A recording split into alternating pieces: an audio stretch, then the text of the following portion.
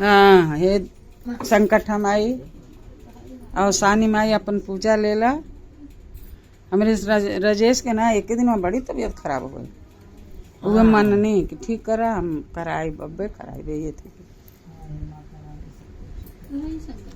सुई दवाई लागल आराम में ना होके, पेट में दर्द होता है। सुइयो फराद लगाना दवाइयो लगाना आराम ना होके। नजर उजर करके चारों ओर के तो स्टाइल में आ गई के स्टाइल में आ गई नहीं आसान में सबके स्टाइल में करतड़ी। कहो दुल्हन तू तो अब स्टाइल में भाव होती नहीं को, सलवार समीज पहिरती नहीं को। आजकल सब सलवार समीज पहिरता।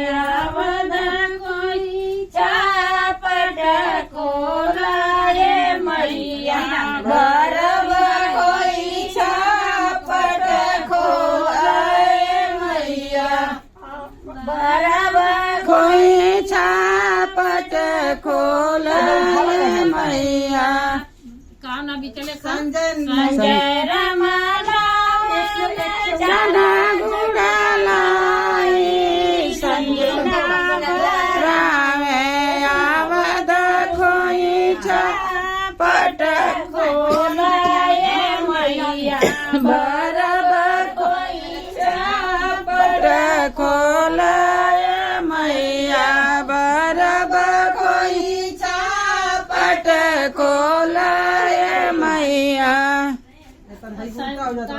संतोष रमलावे गुड़लाए संतोष रमलावे चना गुड़ाई संजू बरावे आवद कोई चापट खोलाए मैया बरब कोई चापट खोलाए मैया बरब कोई चापट खोलाए मैया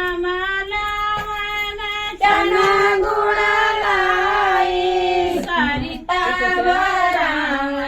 अवध कोई पट खोलाए मैया बरब कोई छापट खोलाए मैया बरब कोई छापट खोलाए। हम लगाओ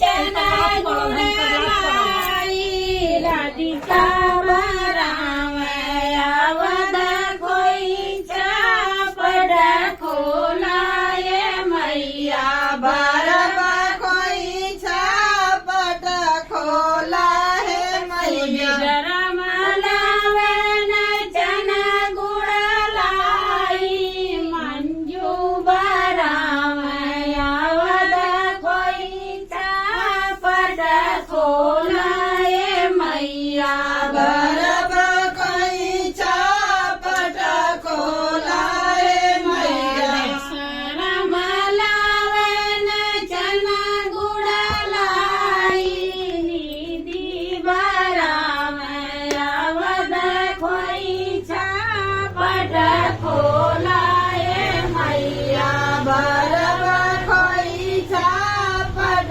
खोलाए मैया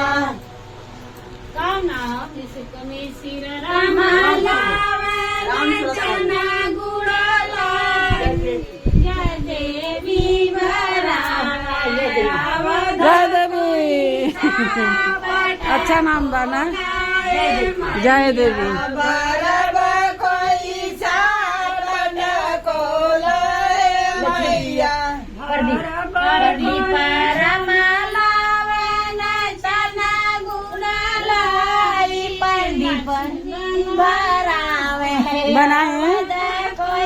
बनाए लोगे। घर में जाई तब ना। अच्छा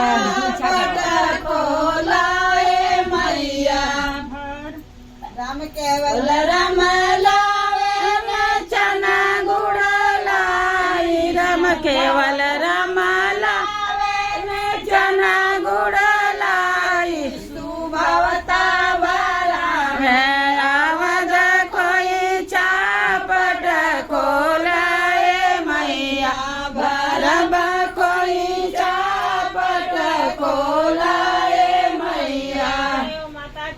जय अवसानी माई की जय।